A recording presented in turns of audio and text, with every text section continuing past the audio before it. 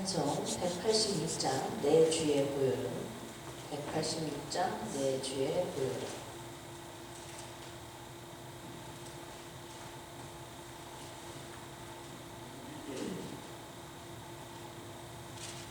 찾으셨습니까? 네. 시작.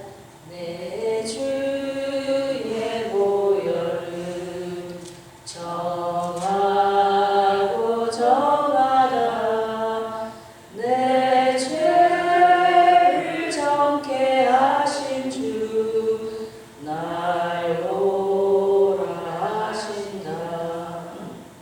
내가 주께로 지금 가오니 골고다의 보혈로 날 씻어주소서.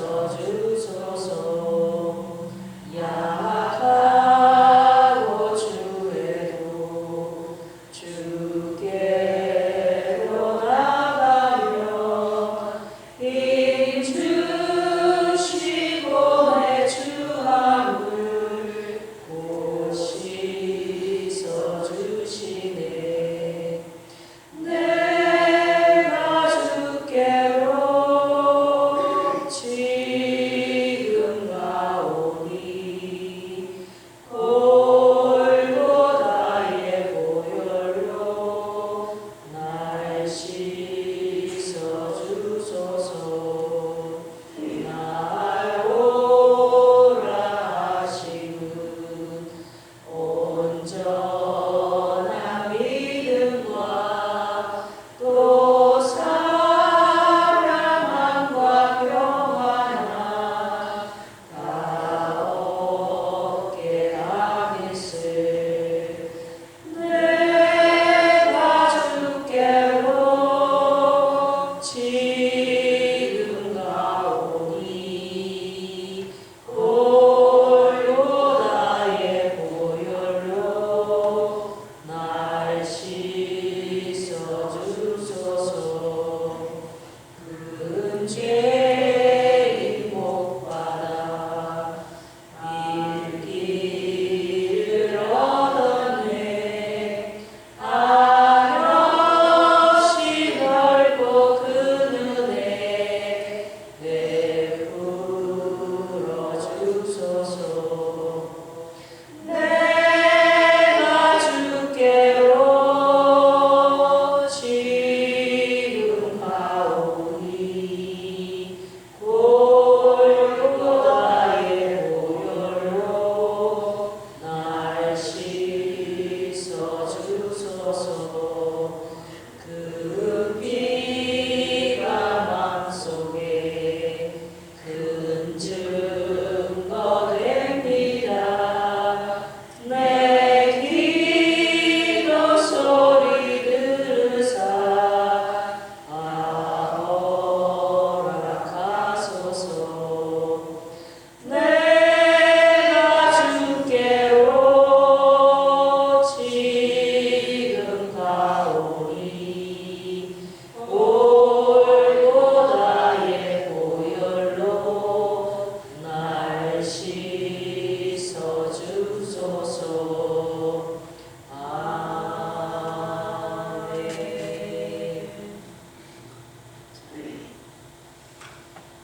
에스더서 2장 19절에서 23절까지 같이 봉독하겠습니다. 찾으셨습니까? 처녀들을 다시 모을 때에는 모르드게가 대궐문에 앉았더라. 에스더가 모르드게의 명한대로 그 종족과 민족을 고하지 아니하니 저가 모르드게의 명을 양육받을 때와 같이 쫓음이더라. 모르드게가 대궐문에 앉았을 때에 문 지킨 왕의 네이시 빅단과 데레스 두 사람이 아하수에로 왕을 원하여 모살하려 하거늘 모르드게가 알고 왕후 에스더에게 고하니 에스더가 모르드게의 이름으로 왕에게 고한지라. 사실하여 실정을 얻었으므로 두 사람을 나무에 달고 그 일을 왕의 앞에서 궁중일기에 기록하니라. 아멘.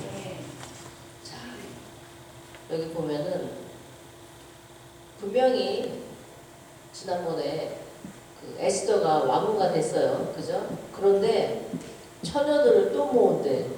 이제 가만히 보니까 이 왕이 그 아주 그냥 그렇게 살기로 작정을 하신 것 같아요. 예. 이게 사실로 그렇습니다. 그 그리스하고 싸워서 대패한 이후로 이 왕이 굉장히 방탕한 생활을 하다가 죽임을 당하는 일이 있어요.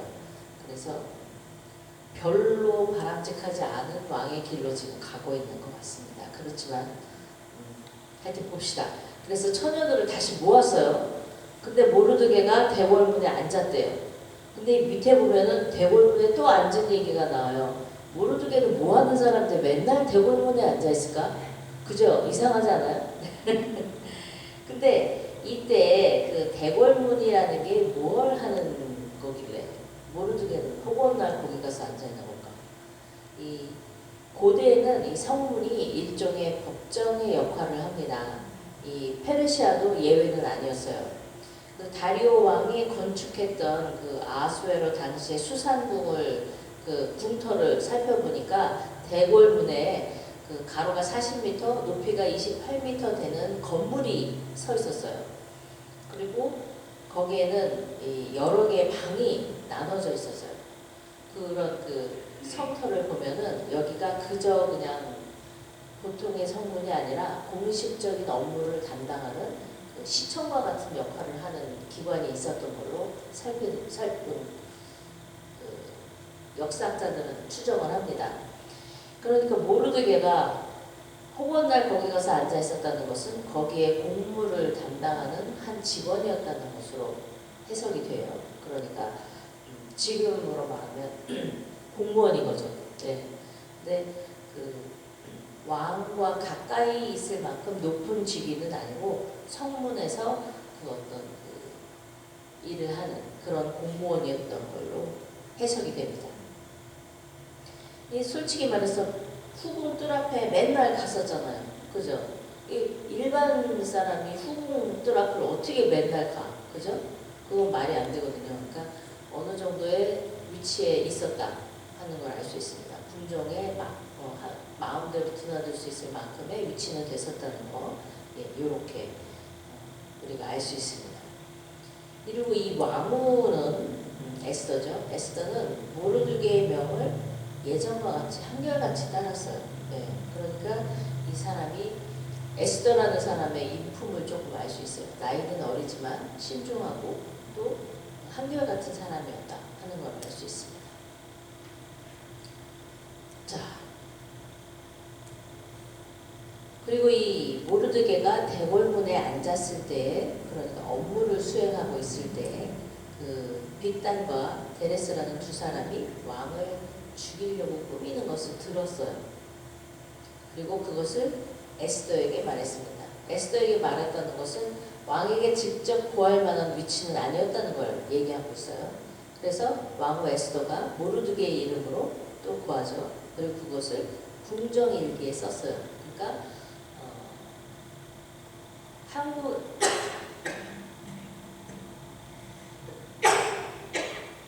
죄송합니다. 한국에서도 이렇게 기록하는 그 모든 걸 기록하는 사람이 있잖아요. 그래갖고 그것이 그 조선 왕조실록이라 해가지고 그 유네스코 그 유산에 올라가 있어요. 전 세계에서 가장 정확한 기록이라고 해요. 근데 여기 페르시아에도 그 궁중일기가 있었던 것 같아요. 그러니까 그게 다 이제 기록이 됐는데 여기서 모르드게라는 사람은 도대체 어떤 사람인지 우리가 잠시 살펴볼 필요가 있습니다. 모르드게는 포로로 잡혀와서 4대째로 살고 있는 사람이에요. 그죠? 네, 4대째입니다. 그리고 모르드게는 자기가 유다인인 걸 숨기지 않았어요. 이 뒤에 보면은 그 3장 내일 살펴보겠지만 이 하만에게 절하지 않음으로 인해서 그 유다인임을 고하고 하만에게 미움을 받게 됩니다. 그러니까 이 모르드게라는 사람은 미움을 받을지라도 자기의 유다인임을 숨기지 않고 자기의 믿음을 지키려고 했던 사람이에요. 그러니까 이 당시에 요때 포로로 와서 그 믿음을 지키기 위해서 유다님을 숨기지 않았던 사람들이 여럿 있죠. 다니엘과 세 친구도 있었고 또 느헤미야도 있었고 이렇게 여러 인물 대표적으로 이렇게 나왔지만 성경에 나오지 않은 인물도 꽤 있었을 거라고 봅니다. 네. 성경책에 그런 사람까지 다 썼으면 이렇게 지금 있는 것도 두꺼운데 그죠? 엄청나게 두꺼워졌을 거예요. 네. 그것도 하나님이 우리를 사랑하시사 많이 줄이신 거예요. 자, 이렇게 믿음을 지켰고 자기의 정체성을 숨기지 않았습니다. 그리고 또 가족을 지키는 사람이었어요. 왜냐하면 이 사촌 동생을 딸처럼 양육한다는 게 이게 쉬운 일이 아니거든요. 그런데 딸처럼 키웠고 또 궁정에 들어갔을 때도 매일 안부를 물어볼 만큼 이렇게 자상한 사람이었어요. 그리고 여기서 자기는 유다인임을 숨기지 않았지만 에스더에게는 유다인임을 숨기게 합니다. 여기서 그 와스디의 예를 들어볼 수가 있는데요. 와스디 제가 지난번에도 말했지만 페르시아에는 그 아주 유력한 7 가문에서 왕후가 항상 배출이 됐어요. 근데 와스디는 그 중에 그 가문 사람이 아니었다는 걸 살펴볼 수 있습니다. 원래 다른 그 왕후가 또 있어요. 왕후가 공식적으로 2이 가능합니다. 페르시아는. 근데 다른 왕후는 어려서부터 같이 결혼해갖고 쭉 자란 거예요. 굉장히 유력한 가문이었고 이 아하수에로 왕이 황제가 왕이 될 수 있도록 조력을 했던 가문인 걸로 알고 있습니다. 근데 그 사람은 와스디는 분명히 아니에요. 근데 와스디는 그 백그라운드가 우리 요즘 말하는 거죠. 백이 없었어요. 그래가지고 그 6개월이나 잔치를 하고 그러고 나서 또 7일을 잔치를 했는데 그 끝에 그 예복 입고 나오는 거를 거절했다고 쫓겨나잖아요. 네. 이런 비정한 왕궁에 에스더를 시집을 보냈기 때문에 시집 보내고 싶어서 보낸 것도 아니지. 그래서 모르드게가 굉장히 조심스럽게 그것을 밝히지 말 것을 당부를 했어요. 또 사실 그렇게 중직이 아니면 이런 그 성가신 일을 막 이렇게 얘기를 하고 막 이러는 그런 거는 사실 사람들이 잘 안 해요. 자기 나라도 아닌데, 그죠? 페르시아가 본인의 나라도 아니잖아요. 그런데 있는 자리에서 항상 그 충성되도록 하나님이 얘기를 하니까 거기에 대해서 말씀을 지키는 사람으로서 그 왕을 위하여 충성된 역할을 합니다. 그래서 이런 고발을 하고 그런 모든 일들을 다 합니다. 그래서 보면은 충성된 사람이었다는 것을 우리가 알 수 있어요. 자, 이 모르드게가 이 다음에도 많은 일들을 합니다. 보면은 어찌 보면 나중에 그 사랑하는 에스더에게 굉장히 엄한 말로 꾸짖기까지 하죠. 목숨을 거는 일에 네가 주저하지 말라는 그런 말을 합니다. 이 사람의 어떤 그 인품이 불의에 맞설 때에는 에스더가 사실은 어리잖아요. 나이가 되게 어립니다. 어림에도 불구하고 그런 거에 있어서 뒤로 물러서지 않도록 훈육하는 그런 강한 사람이었던 자식이다. 그 자기 친척에게도 보통 사람들이 그래요. 자기는 강하게 믿음을 지키면서 살지만 이게 식구들 얘기에는 조금 이렇게 뒤로 물러나는 경향이 있거든요. 여러분들 아시죠? 목숨이 위험하다. 아니야, 잠자코 있어. 너는 그냥 거기서 있어. 너는 안전하네. 이것도 하나님의 뜻인지도 몰라. 막 이렇게 얘기를 합니다. 보통은. 근데 이 모르드게는 다르게 얘기를 하죠. 그렇게 보면 강직한 사람이라는 걸 알 수 있어요. 우리가 요 점은 참 배울 만하다 그런 생각을 합니다. 우리가 주의 일을 할 때 식구에 대해서 대하는 태도를 다시 한번 점검해 볼 필요가 있어요. 왜냐? 우리 하나님이 식구에 대해서 어떻게 대처하셨는지를 보면 비정하기까지 하죠. 하나밖에 없는 예수님을 이 세상에 내려보내셔서 십자가에 달리는 그 고통까지, 죽음을 겪는 그 고통까지 하게 시키십니다. 사실 많은 주행들이 그 자식들의 희생에 대해서 되게 속상해하세요. 그리고 우리 기독교인들도 기독교인이기 때문에 자식들이 겪어야 되는 그런 일에 대해서 많이 속상해하셔요. 근데 그러지 마세요. 하나님도 넘어설 수 없었던 것을 우리는 넘어설 수 있다고 하는 건 교만입니다. 하나님도 아들이신 예수님의 희생이 필요했어요. 우리가 우리 자식의 희생을 물론 당연시 여기는 건 좀 미안한 얘기지만 그렇다고 해서 넘어갈 수 없다는 사실을 인정하고 거기에 따른 하나님이 주시는 복이 어떤 것인지 그것을 생각할 필요가 있습니다.